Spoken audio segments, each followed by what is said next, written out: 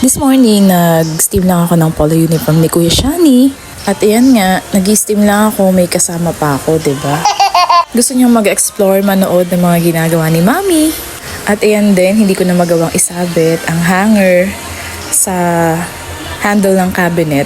At ang pinakamalapit na gawin ko lang ang isabit siya sa ring light. At saka, hindi ko na maasikaso din yung extension kung isa-set up ko pa. Kasi nga may karga ako, 'di ba? Kung saan tayo mapapabilis ng gawain, go tayo doon. Ito nga palang gamit ko na Hodex steam iron handheld. Hindi mo na kailangan pang gumamit ng traditional na pakabayo. Etong Hodex steam iron, kung saan may pagsasabitan ka ng hanger, dun ka. Dun mo siya isasabit. Tapos yun, steam ka na, ganun. Napaka-easy lang gamitin ng steam iron na to.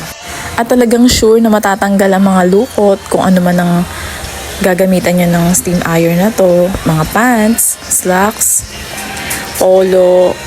Well, it's up to you, etc. And yun lang muna for today's video vloggy. Bye! Have a great day to ya!